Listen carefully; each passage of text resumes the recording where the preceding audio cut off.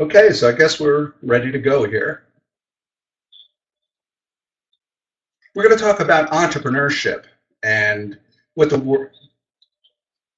Okay, let me turn off the sound because it's distracting. Okay, we're going to talk about world trends in entrepreneurship.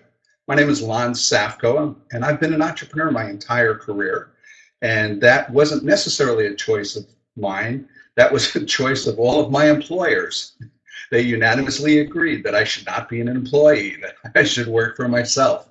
So we're going to talk about world trends. We're going to talk about what it takes to actually become and to sustain being an entrepreneur, because it's completely different. It's a different way of thinking. It's a completely different lifestyle. And either you're going to love it or you're going to hate it. So let me just, here's my bio. Don't try to read it. You'll get a third of the way through it and your eyes will start to bleed. So I just wanted to let you know that I am an entrepreneur. I've built 14 companies in my career. One of my companies is part of the Smithsonian Institution in Washington, D.C. I have 18 inventions, 30,000 professional papers, part of the Smithsonian. I have 14 inventions in the Computer History Museum. I have 3 U.S. patents on 3-dimensional internet advertising. I wrote the Social Media Bible, which hit #1 on Amazon, sold $2 million in copies. So I've kind of been out there building companies and doing marketing and really understanding what the life of an entrepreneur is. And I'm going to share all that with you today, and I'm either going to scare you away from being an entrepreneur, or I'm going to absolutely convince you that this is the lifestyle that you really want. So let's talk about some of the world trends. During the presentation, I'm going to apologize ahead of time because a lot of what I say may be U.S. centric. I'm from the U.S. and this is where I built most of my companies. So a lot of my examples are going to be based on what takes place here in the U.S. But the research that I've done for this presentation, I've seen that there's very, very little difference between building a business here in the United States and building a business in Russia. Some of the rules and regulations are a little bit different, but it's basically the same. Now, if you look at other countries, I've done a lot of work in India and Asia, and what I found is that there's no difference really, because yes, there's opportunity differences. India is very difficult to build businesses because of the economy. Asia is very crowded, but yet you have very inexpensive manufacturing. China is a whole nother problem because every single one of our social platforms are blocked. You can't access Facebook and LinkedIn and YouTube. And I noticed that even Russia has its own version of YouTube. So the core of being an entrepreneur in all these countries are absolutely the same. It's a passion for building a company, for bringing a product to market, for helping other people. But as you see is the list on the left, cultural, economic regulations, taxes, those are the only things. It's the outside factors that really make the changes. But basically, the trend is exactly the same no matter what country you're in. But I did want to let you know that every country has its own challenges. There's no question about it. Internet access is a big problem in a lot of countries because of a broadband. But then again, in Asia, manufacturing is very inexpensive. So those are some of the challenges. Now, I just wanted to set the stage for being an entrepreneur. I've been an entrepreneur my whole life. About 25 years ago, someone gave me this cartoon. It was a brass plaque, and it said, it's 2 ants talking, and it says, what's an entrepreneur, Dad? And the dad says, beats me. Sounds like a French cow flop. Sounds more like manure than entrepreneur. Sometimes you feel that way. Other times it's really exciting. Innovation. We're going to talk about innovation throughout this presentation. And here's another comic from BC. It's a comic strip we have here in the US. And it says the definition of innovation, a round of applause for the innkeeper. So I guess if he buys drinks, he gets an innovation. Let's break down what each of these different concepts are. Innovation. You're going to love this definition. The action or process of innovating a new method, idea, product, etc. I know that doesn't say much, but we'll talk more about how innovation really affects us as entrepreneurs. The term creativity, I want to put that in there too. It says the use of imagination or original ideas, especially in the production of an artistic work. Creativity really can apply to anything. It can apply to a process, it can apply to a work of art, but it can apply to a business, being more creative than your competitor. And then invention, the action of inventing something, typically a process, device, or a design. And an entrepreneur is really a mix of each of these different characteristics. So let's talk about how that works. First of all, if you're going to be an entrepreneur and you have your own idea, what we're talking about is inspiration. Every one of us has great ideas. Every one of us at one time or another is inspired with a really great idea. An entrepreneur will take that inspiration, that great idea, and turn it into a company. And that's what we do. And that's where the challenge is. A lot of people would prefer working 9 to 5, collecting that paycheck, but we're willing to take the risk. We're willing to take the chance of taking our moment of inspiration and turning it into a company.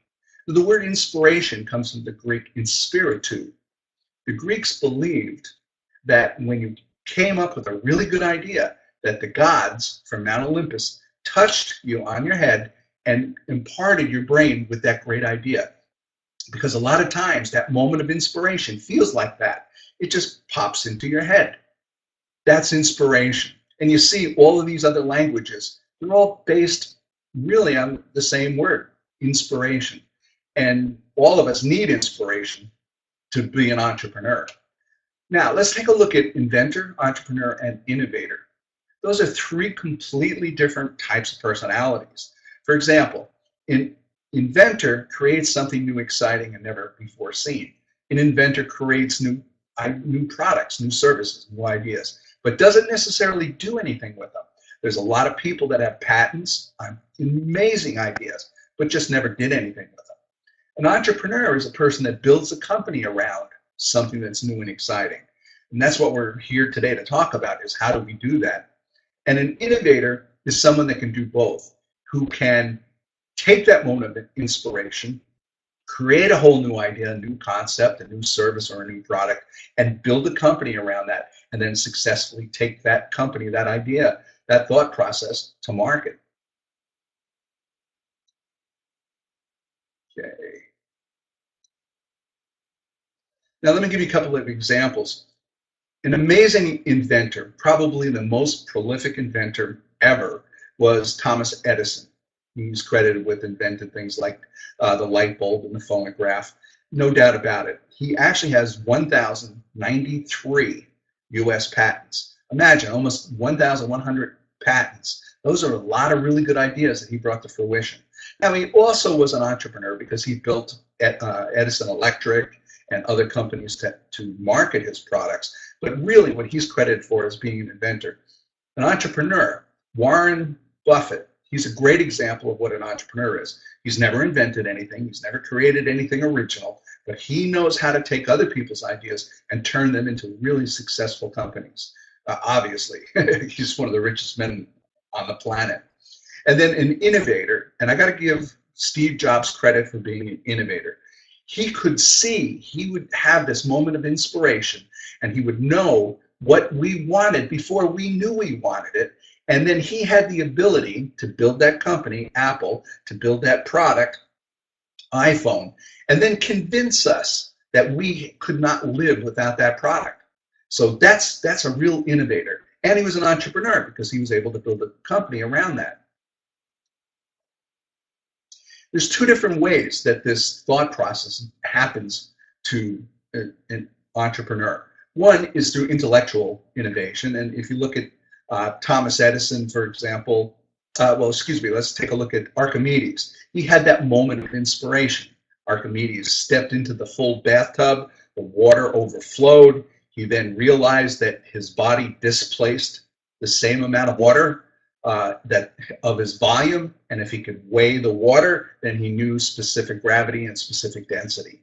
It was a big deal. It was all about that crown and determining whether the crown was gold plated or whether it was solid gold. And it turned out it was plated, and the guy who made the crown got his head cut off. So yeah, that was kind of a big deal. But it was that moment of inspiration. But then there's trial and error, and a lot of entrepreneurs do that. For example, when Thomas Edison, after he created the light bulb, he was asked, Do you consider all of that work that you did a failure? He goes, no. He says, I just found 10,000 ways not to create a light bulb. That's a really good way of looking at it. It's keeping positive. So trial and error is one way, or that moment of inspiration really is another way. Now, once an entrepreneur gets that moment of inspiration, you really have two choices, two courses of action. One is just get out there. Get out there, be the first in the market, be the first to build a name for yourself. Just hit it as hard as you possibly can. Now, you have to worry about people stealing your ideas and infringing on your ideas, and that's a problem no matter what happens. But it's often the best way is to be the first in the marketplace, because you then become synonymous. Your company, your product becomes synonymous with the name of the industry, with the category that it's in. Second way is wait for backup. And what I mean by that is go and do your intellectual property protection. Get your copyrights, get your trademarks, get your patents. Now that's a very long cycle. One set of patents that I got for one of my companies took me 7 years. 7 years to get the patents. And you know what? Especially if you're dealing with high tech, that's not reasonable. You can't wait 7 years. You can't wait 3. And often you can't even wait a year, because that technology will pass you by. So you probably have to just get out there, hit the ground running. But there's other ways that you can protect yourself. Now, use protection. As I said, I have 3 U.S. patents. I have about 125 software copyrights. I have several trademarks. So I did go the intellectual property protection patent trademark route. And Russia has the same type of protection, but it's expensive and it's time consuming. But at least you're protected so that if someone does steal your idea, that you can defend yourself in court. Now, in the United States and around the world, there's something called a poor man's copyright, where you can take your idea, spell it out as graphically as possible, in as much detail, all the applications, every possible use. Give me diagrams, give me flow charts, give me screenshots, whatever you can come up with. Take all of that, fold it up, put it in an envelope, completely seal that envelope, and then mail that envelope to yourself. I know it sounds strange. If you mail that envelope to yourself, the government stamps that envelope with a date stamp, and you can prove that that envelope has never been opened since the government stamped it. If there ever is an infringing company, if you ever do get your ideas stolen, you can present that to the judge. The judge can see that it's a government stamped envelope. Once they open it up, they can disclose that you actually had that idea before the person who took your ideas.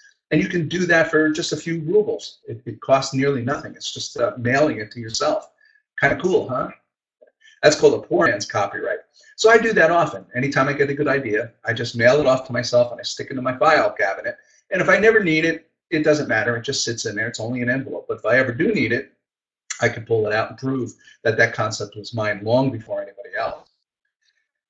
Now, it's inevitable that you will get ripped off. I've been creating intellectual property for 3 decades, and I am constantly getting stolen my ideas. Now, for example, if you look at the top left, you'll see that's an operating system. It's a fully graphic operating system that I created back in the late 80s for disabled. But I also knew that non-disabled people were going to be able to use this operating system because most people back in the 80s hadn't used a computer and it was complicated. So I worked very closely with Apple, with their advanced technology group. And sure enough, a few years later, they announced the Newton, which really was the forerunner for the iPhone. It was called a personal desktop assistant. And their operating system looked surprisingly like the operating system that I've been working with for 7 years, 8 years. And so, yeah, it ended up in the Newton. And I ended up having to sue Apple, and that wasn't very pleasant. And then if you look at the bottom screen, you'll see that several years later, as our technology developed, my intellectual property developed, Microsoft stole the idea and was actually going to replace Windows with an operating system called Bob. And that's a copy of Bob. And the reason that you have never heard of Bob and that we're all still using Windows is in 1995, I killed Bob. Sorry, but that's what happened. So the infringements continue. If you look over here on the left, that's a 1994 screenshot of one of my operating systems where you can access books. And coincidentally, when Apple came out with the iPad in 2010, they had a library that looked similar to my library. So be prepared, don't get your feelings hurt, but you have to be able to protect yourself. Okay, next slide. I'm looking for the next slide. Hold on a second.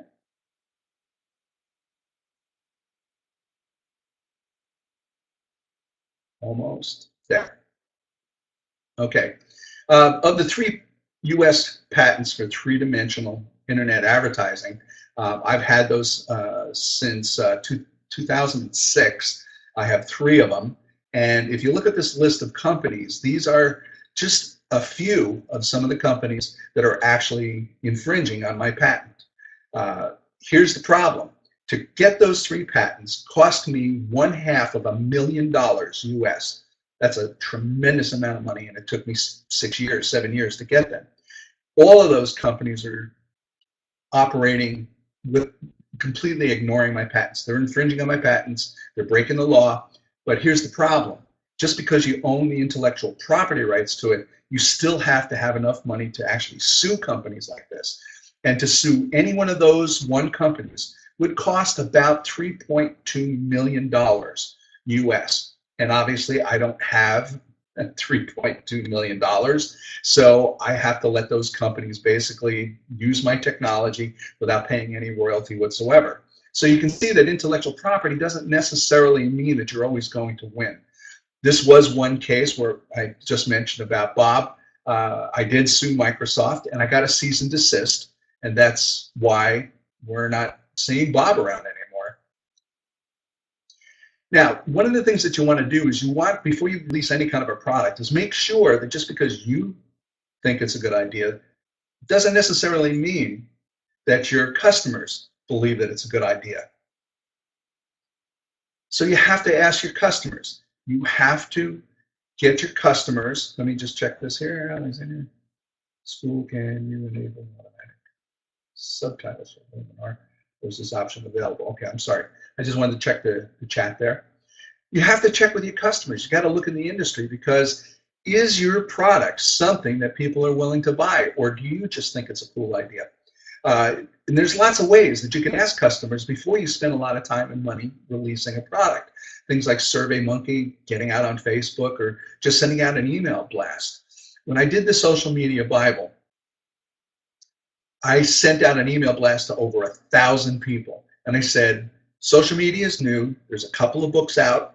I'm going to do a book that covers everything, 100% of social media. Turned out to be an 850-page book. And I said, what do you want to see in a book? How do you want a book written about social media? And I looked at all 1,000 responses. It was a lot of work. But you know what it did is it told me exactly what the market wanted, what my customers wanted. Here's a tip as an entrepreneur. If you give your customers what they want, they will buy it. It's really just that simple. I can write a book any way at all, but I wanted to write it the way the customers wanted to buy it. So I took all of their suggestions, I came out with an outline, I created the Social Media Bible, and within 4 days it hit #1 on Amazon, and it sold over $2 million in copies. That's how you launch a successful product. It's listening to your customers. Reiterate, constantly have to improve. I know I keep showing you these screens. The Social Media Bible is in its 3rd edition, constantly keeping it fresh. Here's an example of how the same product continually reiterated over a 5-6 year time period. You start off with a product that your customers like, and you continually improve it. And we see that. We see that with Facebook. They're always adding new features. You see that with LinkedIn. You see it with Twitter. You see it pretty much with all the platforms that we're using today. Constantly add. Listen to customers. Constantly add. The next thing is strategic partnering. That's a really important thing that you have to consider, is strategic partnering. And that's my go-to. That's what I start out with all the time. And the reason is, if you start out yourself, especially today where it's more complicated and more expensive than ever to try to build a channel a following, to find your prospects and convert them to customers. It's almost impossible today.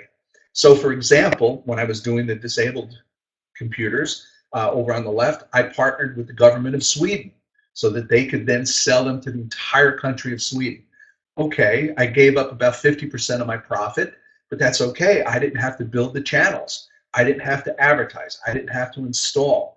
And if you look at the picture in the middle and the top, that's my partner and my two attorneys, and we're in Redmond, Washington, having an executive meeting at the world headquarters of Microsoft. And if you look down to the left, that's a partner and myself, and we're at the world headquarters of Google, partnering with them over in Mountain View. And then, of course, you see Apple over on the right-hand side. It's a strategic partner. Identify the biggest and best companies to work with in that field and use their distribution channel. It's going to cost you at least 50% of your profits, but you can't build those kind of channels for 50%. So think about that all the time. Who complements but does not compete? I'm going to repeat that. Who complements what you're doing but does not compete? That's where you're going to go with strategic partnering. Now, once you're ready to launch, the biggest thing is, and you've heard Thomas Edison say that in building a company, inspiration equals 10%, but it's 90% is perspiration. That's no longer true. Inspiration is 1%. Perspiration is 99%, the amount of work necessary to get above all that noise that's happening on the internet. So free ink is a great way to do that. Find a reporter, find a newspaper reporter, a television reporter, and I'm talking traditional here, and get that free ink. Pitch them a really good story, make it very easy for them to write about you, because they have a following. Could be 100,000, could be 1 million. That's the fastest way to get the word out. But today, we're talking about free electrons. We're talking about things like RooTube and YouTube and Twitter and LinkedIn and Snapchat, Facebook, all of those logos that you see on the screen. They're all free, but they require a tremendous amount of effort. Now, you can advertise on YouTube. You can advertise on Facebook. That's absolutely true. And I recommend that if you have a budget for it. First thing you need to do is to get out there and get as much free electrons as possible.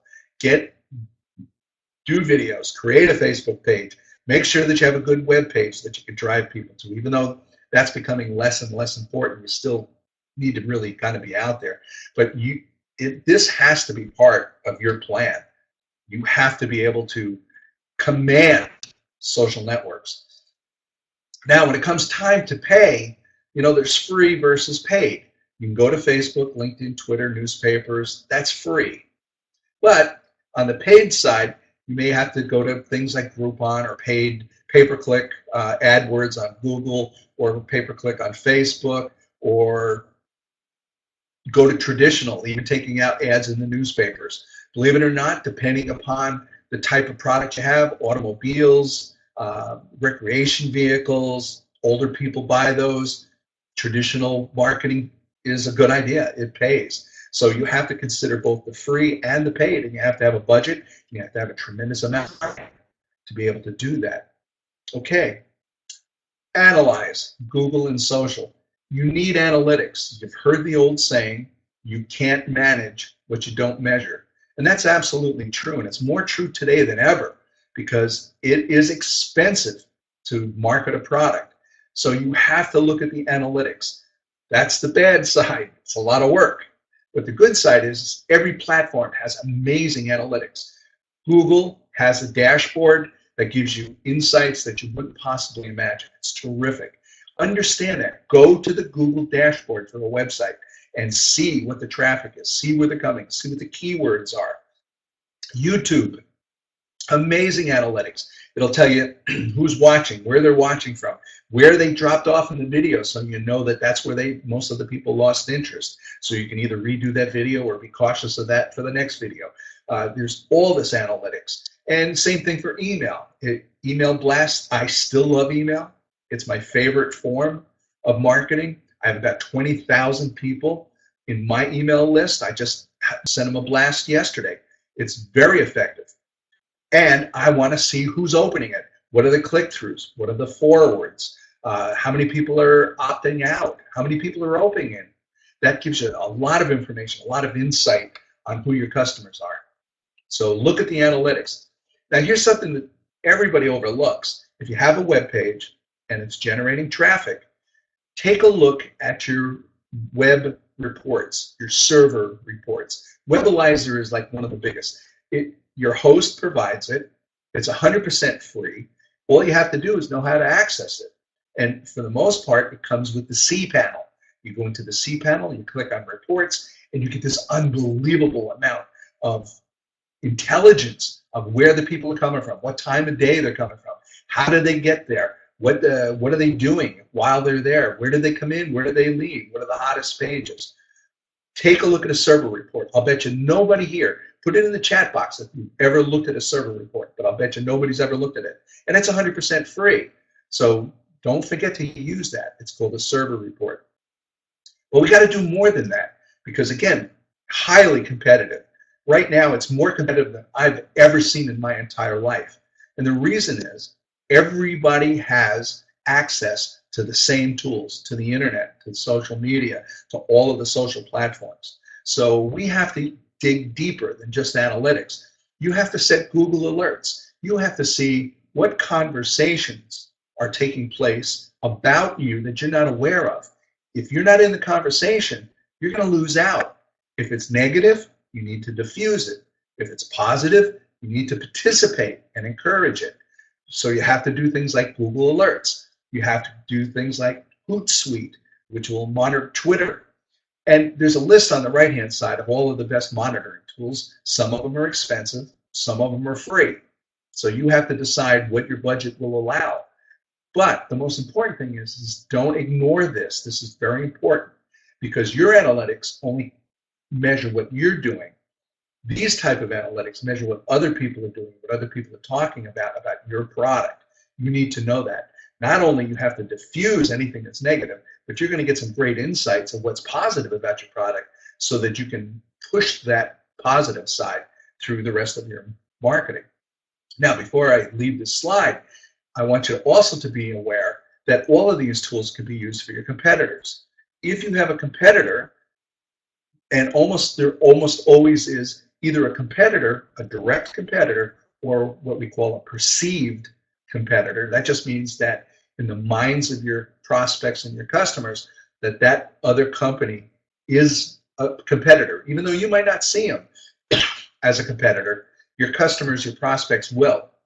Set up all of these tools. Monitor their conversations. Monitor what people are saying about their products, their services. Understand what their weaknesses are because you can identify your competitors' weaknesses and you can turn that into strengths for you when you do your marketing, and they won't even know what's happening. Nobody knows that you're watching every move that they make. But too many companies forget about this cyber surveillance. Use it on your competitors. It's amazing. It gives you all these insights. Prepare for growth. Inevitably, you're going to be successful. Okay, 9 out of 10 entrepreneurial ventures fail within the first year. Only one succeeds. But if you're the one, then the next problem that you're going to face is growth. Growth was always the biggest problem that I faced. I know when I was a young entrepreneur, I say, you give me the business and I'll find a way to fund it. Yeah, it never worked out that way. I got the business, but I always fell short on the funding. Funding is very complicated. It's very difficult, especially when you're working with VCs. VC is venture capital, not vulture capital. They're brutal. They want half of your company. They want a very detailed outline and pro forma of what you're going to do. And if for any reason, no matter what happens, if you don't do it, they get to take over your company. And they'll do everything that they can to make sure that you never achieve those goals. It's really tough. I was involved in two, in the United States, we call them racketeering, influence, corrupt organizations, where they try to take over my company. And eventually that was the demise of one of my biggest companies.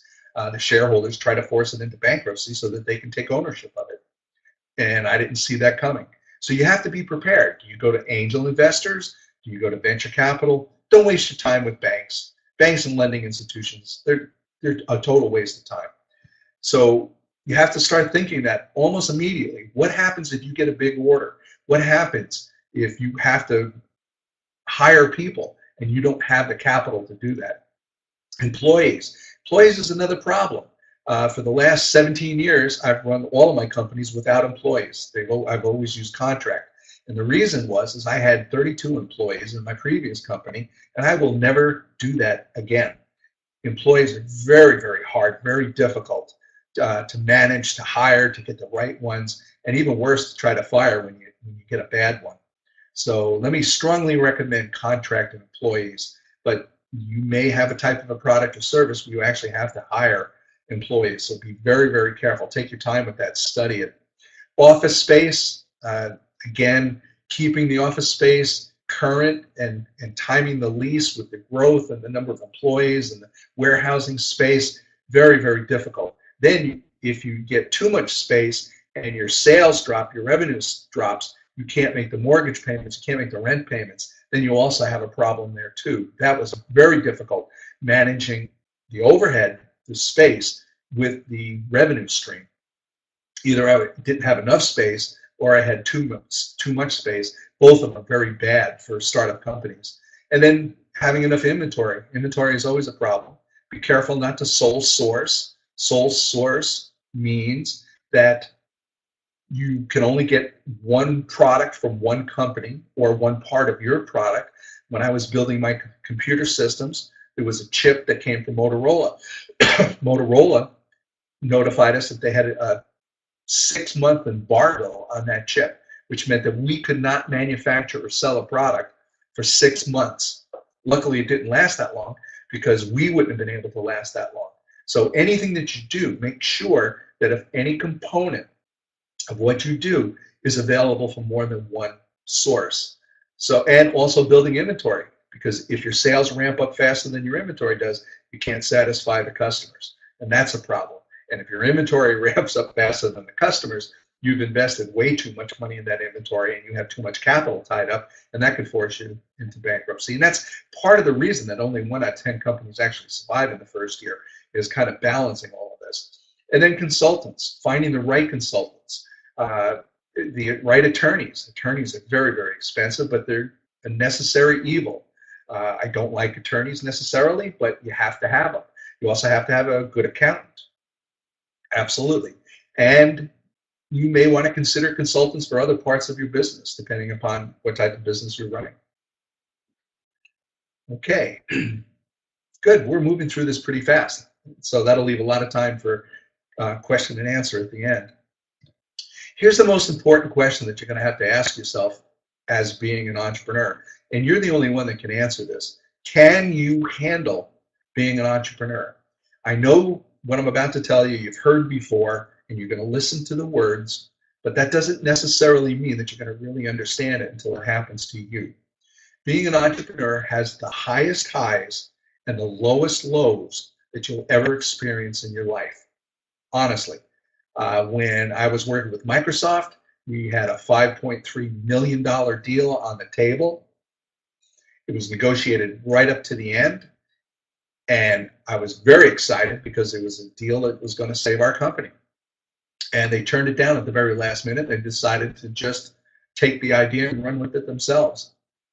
So not only did I lose the deal, but now I was competing with a company the size of Microsoft.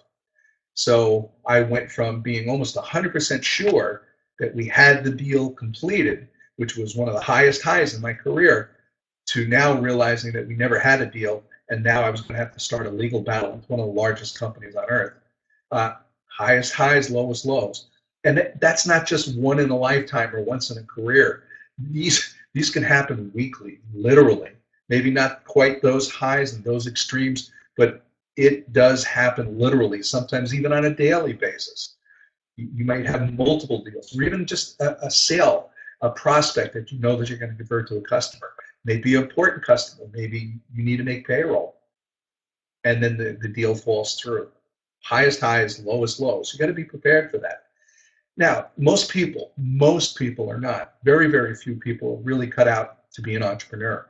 Most people are happy getting that 9 to 5 job, working for an employer, because they know that at the end of every week, at the end of every 2 weeks, that check is going to be there, that mortgage payment's going to be there, that food check is going to be there. That security is very important to most people.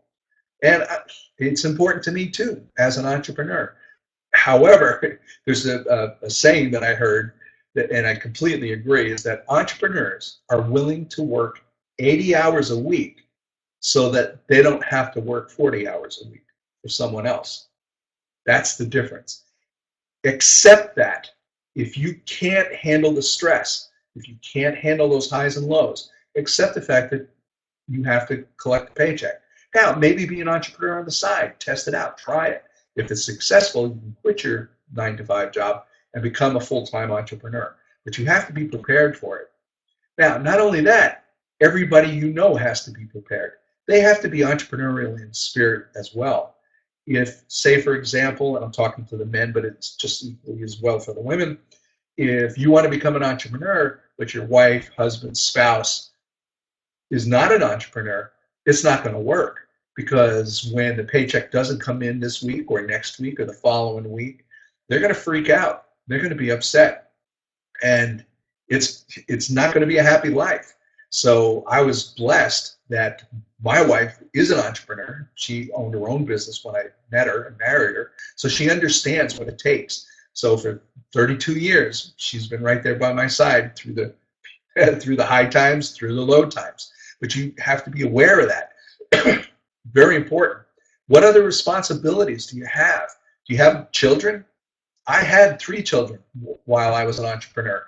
That makes it even more difficult, because what happens to me, I can survive. But wait a minute, I had a wife and I had 3 kids that counted on me for a roof over their head, for gasoline for the car, for food. So it wasn't just about me taking the risk, it was about me putting them at risk. So that's something that you have to consider. Parents, if you have elderly parents that you're caring for, you can't take that risk if you're caring for them. And also, what type of debt? You can't go in starting a new company if you have a ton of personal debt, because there will be times that you will not see a paycheck. There will not be cash flow. So these are all things that you have to consider. Now, let me bring it back around and say that whether you're doing everything that I've talked about in the United States, or you're doing in Russia, or if you're doing in Italy, or if you're doing it in Thailand, it's all the same. There's cultural differences, there's some economic challenges, there's some technological challenges, but everything that I've discussed here today is universal. It applies to every entrepreneur everywhere in the world.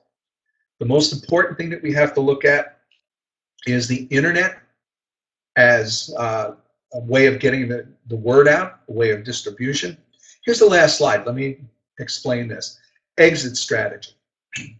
You have to start, if you can make it through that first year and you are a success, you got a pretty good chance of continuing. You clicked onto something, you have a good product, you have a good skill set. Exit strategy can be very complicated, and you need to be aware of all the different types. Now, do you want to run this company until you die? I got one company that it runs. It's called papermodelsonline.com. It's a great company. It generates money. I don't have to participate. It just stays out there. Yeah, that company's going to just keep running until I die, and I'll leave it to somebody. That's fine. If I built a bigger company, most of my companies, one of them, I looked at what was called an IPO, an initial public offering. That means that I take it to Wall Street, or whatever the Russian equivalent to Wall Street is, and you sell stock, you sell shares in the company, and you build it that way. And then you own shares in your own company, and eventually you can sell those shares and retire. Okay, an IPO, that's another way. You can sell the company outright. One of my companies I negotiated with Microsoft, one of them I negotiated with Boston Children's Hospital to just come and purchase us. Give us a check, I'll become an employee for you, and I'll keep my portion of the check. The employees will split the rest of the check, investors, and then I can retire that way. So there's lots of different ways. You can partner, you can strategic partner where that company buys X% of your company. So just keep that in mind. If you're successful, there's going to become a point where you're going to have to decide What do you want out of this company? You want out completely? Do you want to get bought out so that you don't have any of the responsibility but stay on as a brand ambassador or as a CEO? Kind of like Zuckerberg. Mark Zuckerberg, he does nothing. He's a brand ambassador. He's pretty much bought out. He doesn't run the company on a day-to-day basis. He just comes out and testifies in front of Congress, and he gets a lot of money to do that. Maybe that's what you want to do. No responsibility, all the fun stuff. Yeah, maybe. Or maybe you just want to run the company for the rest of your life. Here's the most important thing.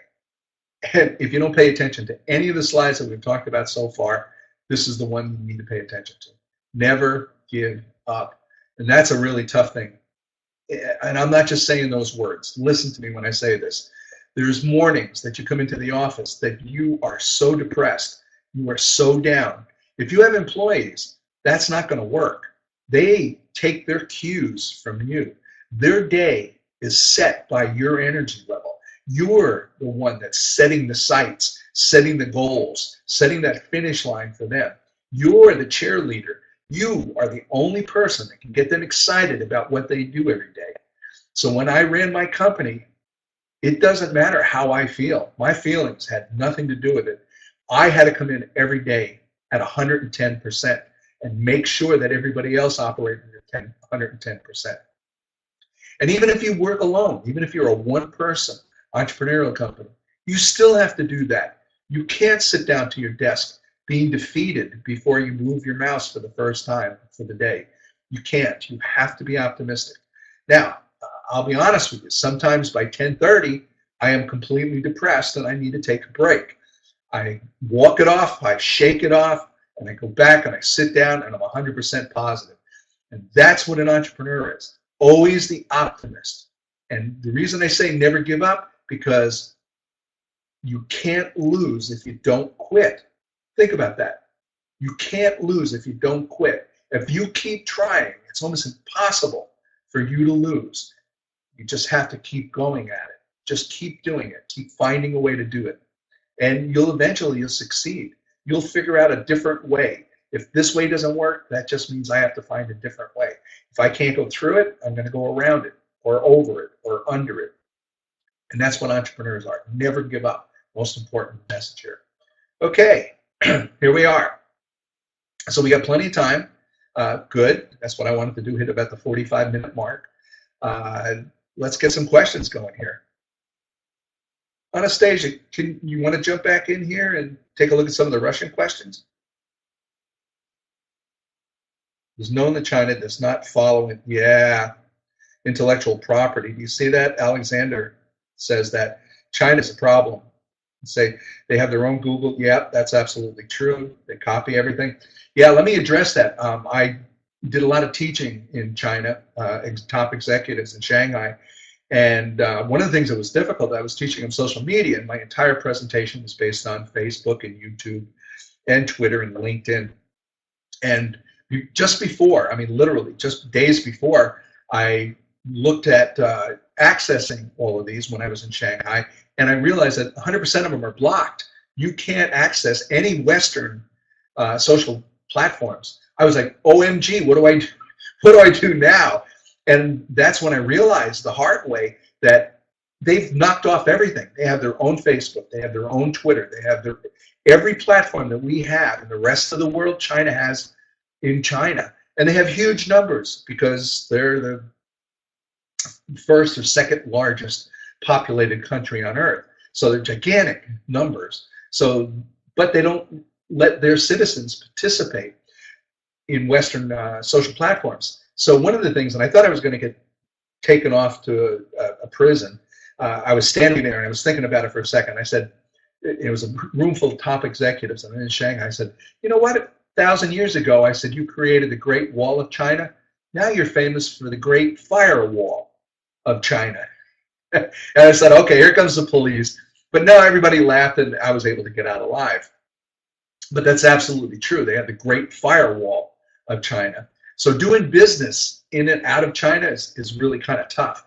And yes, they don't respect international patents. They don't respect, and that's one of the things that our President Trump now is going after China, that they do need to respect it. I don't know how we're ever going to fix that. That is a huge problem. That's also part of the reason you got to hit the ground running. You got to get your product out before anybody else, because once China gets it, if it's a good idea, yeah, there's a good chance that they're going to knock it off. But don't forget, they also have the trouble with distribution outside of China. So if you come up with a good idea and you're really hitting Russia hard, China is not going to easily be able to get into the Russian market. So that's the other good side about China. But yeah, huge problem. Lon, I'll translate from Russian into English question here. Oh, okay, yeah, please. Okay, thank you for the lecture. Thank you very much for attending. This is really exciting. I said, oh gosh, Moscow, I would love to come to Russia. Your country is so beautiful, and that's where I'm from. My family's from. So please tell us to determine that it's time. What? Oh, how to determine whether it's time to close the business and how to properly do it. Wow, that's one of the toughest questions. I'm really glad you asked that. An entrepreneur never says give up. They never know when it's time. There were companies that I should have closed 3 years before I did, but I kept being optimistic. I kept trying. I kept strategic partnering. I kept trying to raise venture capital, and it was brutal.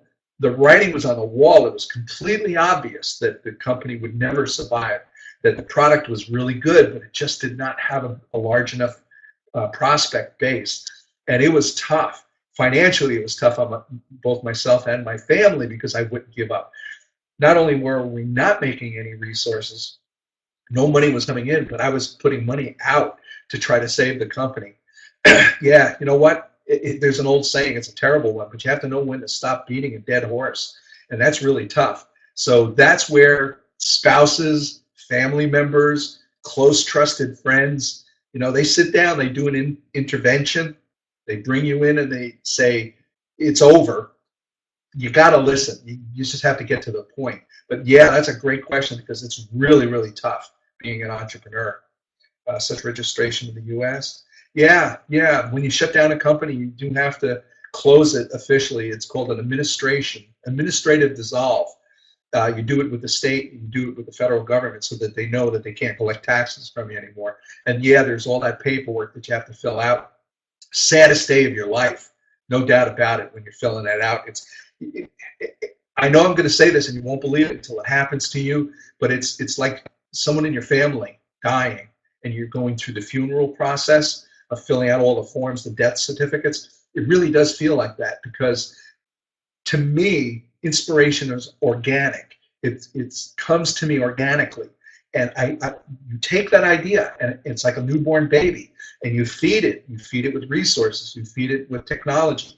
You feed it with capital. You feed it with employees. You give it a place to live in an office. And then it grows. And then customers start getting involved. And it grows and grows. And you watch it grow as if it was your own child. And then when it dies, it's a sad day. So yeah, but you have to be able to accept that. Okay, let's get another question. I'm here for you. So ask every question that you can think of. VC, this is according to the presentation. Very risky banks, yeah, time. Does this mean that your business needs to open only for your money? No, I bootstrap. It's called bootstrapping. I bootstrap most of my startup companies. I'll get to a point where I have a little bit of cash reserve and I'll test an idea. I'll be running one company, or in some cases, I'm actually employed while I'm testing these ideas.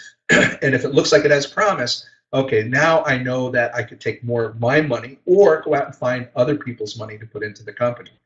The reason I say banks are a waste of time, banks aren't going to lend you anything. They're not risk lenders. They're risk adverse. And that means that if they're going to lend you X amount of rubles, they're going to want a multiple of that in some type of a guarantee. They're going to want your house, basically, so that if you default on that loan, they're not going to lose anything. They just take your house.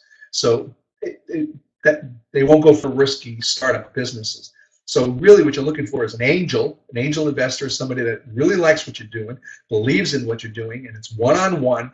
And both of you get together, come to an agreement, and it's almost always you're going to lose half of your company for whatever money you bring in. It's just the way it is because the risk is the highest, so the reward has to be really high. angel. Venture capital generally are groups or companies, organizations that pull capital from different types of investors, but they're tougher to work with because they're very sophisticated and sometimes they're very devious. I've had some very bad experiences with venture capital, but it can work. You have to be very careful. So my advice is, if you can bootstrap, if you can sell a little, build a little, sell a little, build a little, and build your company that way, you still own 100% of your company or whatever you share with a trusted partner. So you have control over your future and no one can take it away from you. But if your company takes off fast, I mean, Amazon, they were pouring $350 million every quarter into Amazon for 5 years, and nobody believed it was going to work except for Jeff Bezos. And look, now it's rated as one of the highest valued companies in the world. So yeah, venture capital. Some more ideas. In what country to have business more easily? You know, I don't know the answer to that. And I've talked to businessmen in almost every country of the world. I mean, obviously, I'm comfortable with the United States. I got it. You know, if I say the United States, you may think I'm just being U.S. centric again. But there's an attitude in the United States where entrepreneurs are respected. We're really respected. And there's government agencies, lots of government agencies that are built just to help small businesses. In the United States, there's 23 million small businesses. That means 3 employees or less. So that's a really good environment to be in. There's Small Business Administration, there's SBDC, Small Business Development Council, there's SCORE, Service Corps of Retired Executives. So the atmosphere here is very pro-entrepreneur. You know, you look at other countries, like I did a lot of work in Italy. They don't care. Nobody's working. It's like Greece, you know, Oompa, just different attitude. Asia, they're not helping. Those countries are not really helping the entrepreneurs. China, forget about it. That's a bad word.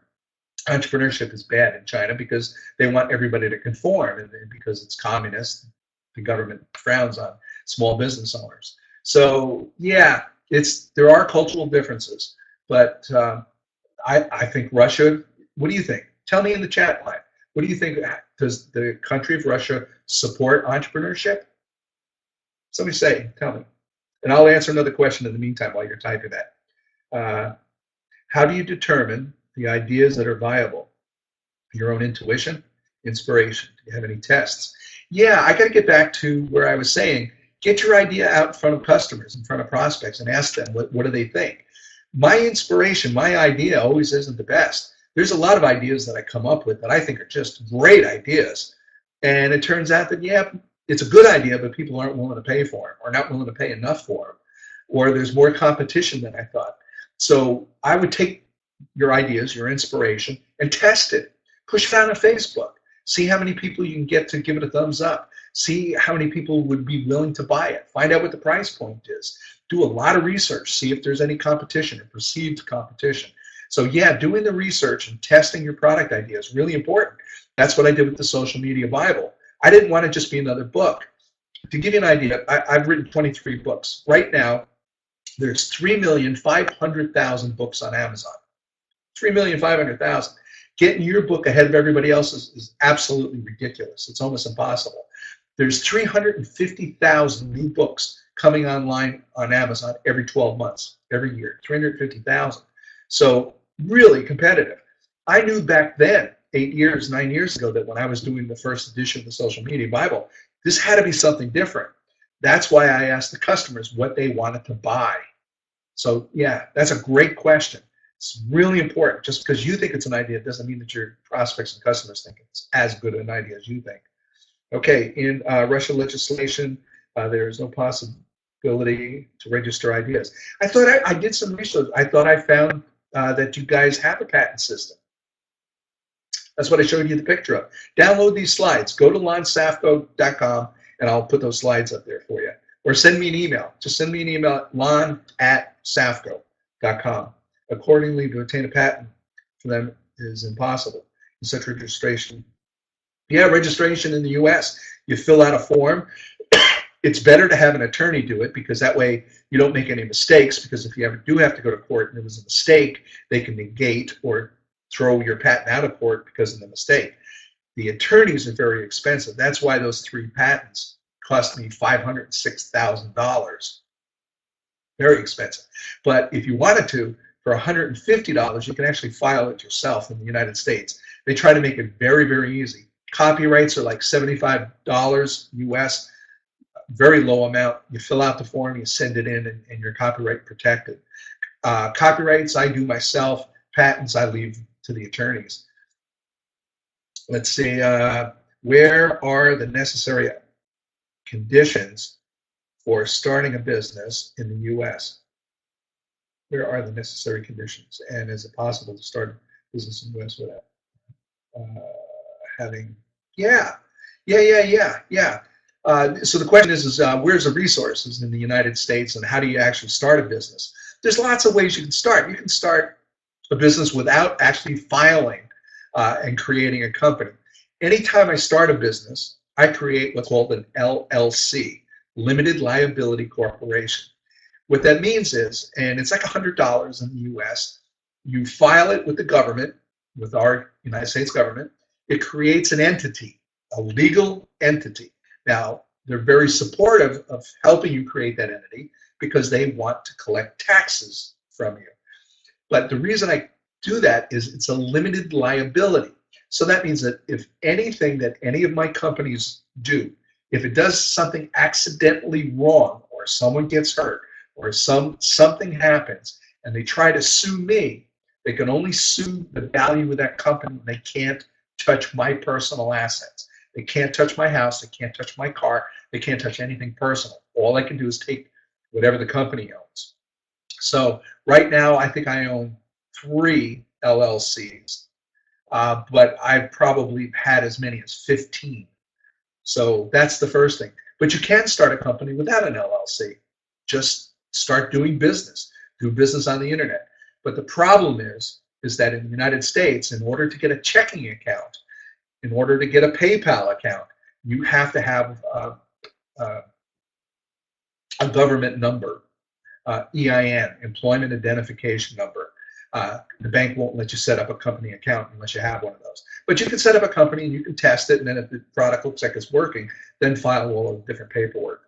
So, and there's, again, everything you can find it all online. It's very easy.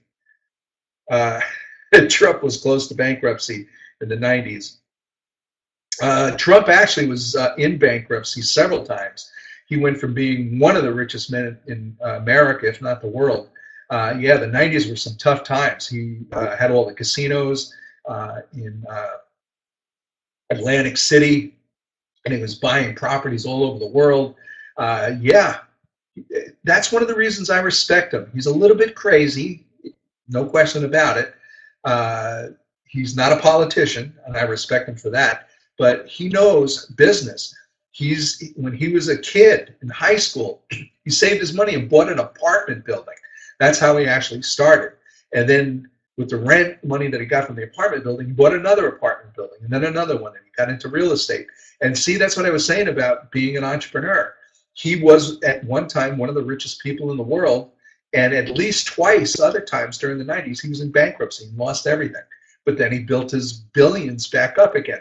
That's what entrepreneurs do. But it takes a certain kind of a person to go from a billionaire to bankruptcy and back to a billionaire. Yeah, so I got a lot of respect for him for that.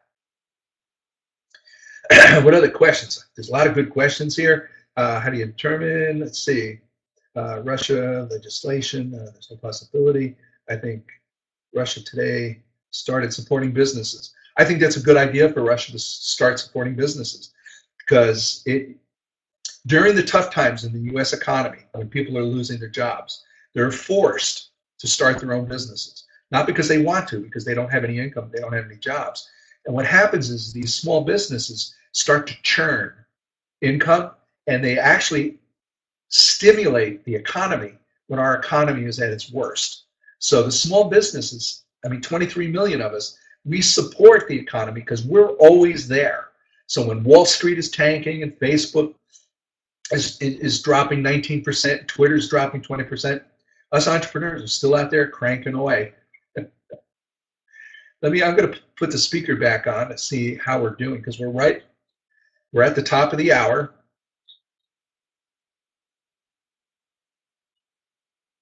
So I'll have our wonderful Alexander interpreter either ask any other remaining questions, or we can wrap this up.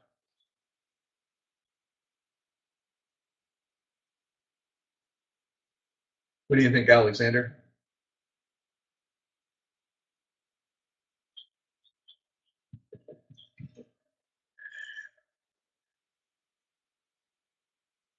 Should we keep going? Usually we're always on a strict schedule of.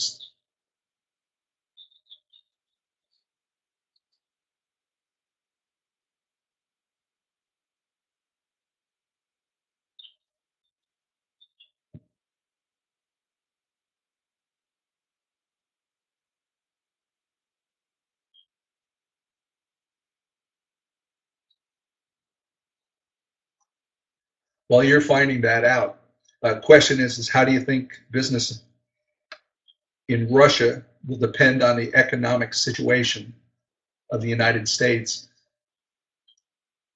I think what we're finding is that with the internet and global economies, that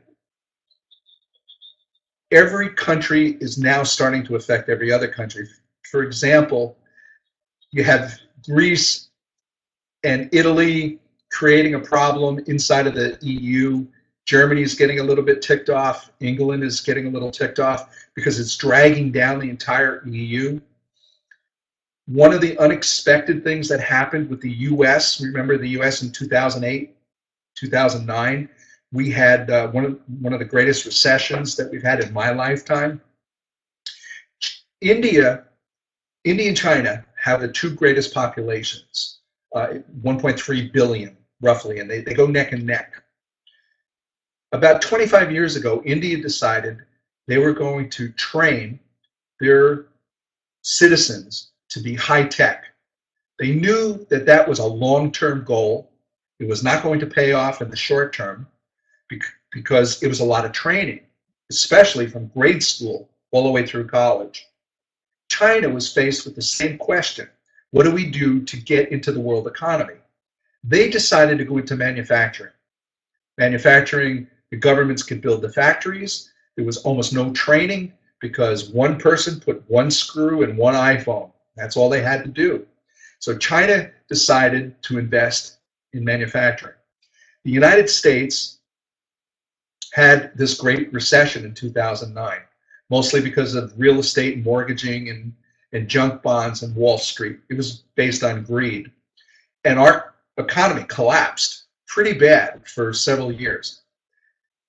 What drove all of the purchasing out of China, which kept the manufacturing gearing up, just to keep pace with our consumption. When that consumption ended in 2009, China had nobody to sell their products to, but they had a huge workforce, a huge inventory, and a lot of factories. Nobody anticipated that the US economy was going to cause such an economic depression on China. China then collapsed because no one was buying their products. The Chinese economy then, like dominoes, took out every one of the other Asian countries. So we had Kuala Lumpur, we had Thailand, we had Vietnam, Korea, all of those countries, their economies started to hurt because of the influence that China had on them.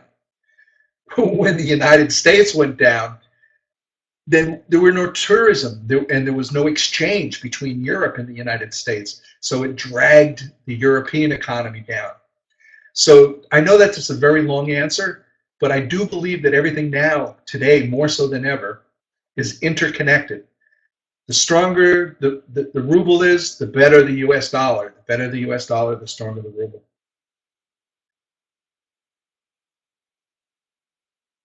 In Japan, for example, 99.7% of the total businesses are small businesses. Yep. And only 3% medium and large.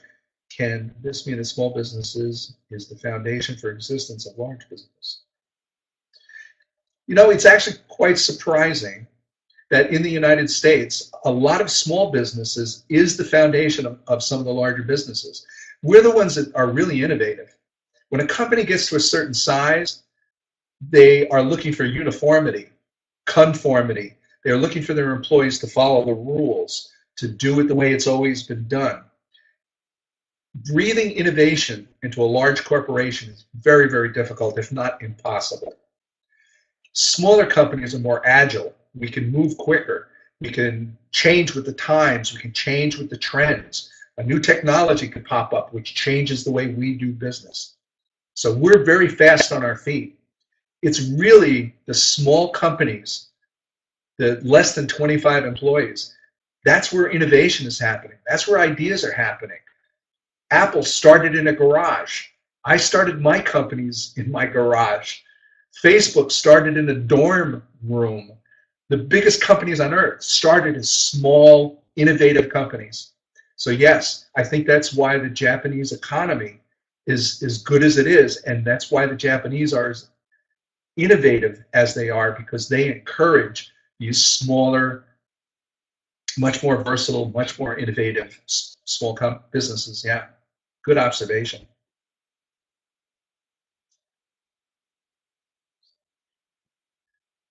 Okay. What other questions do we have? You see any there, Alexander? Okay, I want to make sure we didn't miss any. Good. Wow, that was fun. This was really exciting.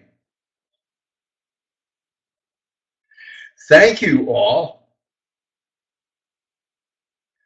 And thank you to Alexander, keeping up with me. Good job.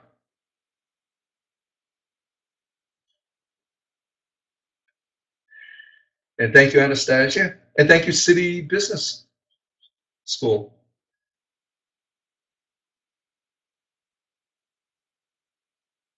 So Anastasia, you want to come in and wrap this up? Come on, I want to see your face.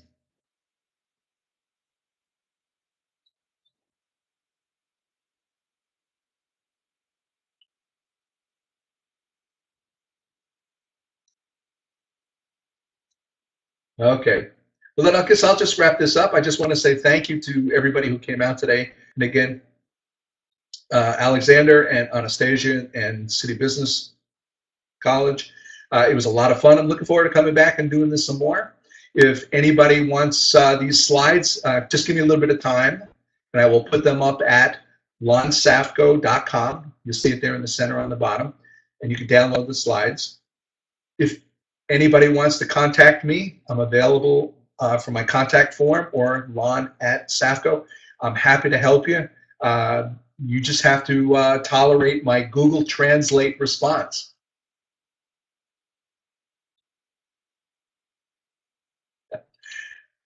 So I'll say thank you and goodbye.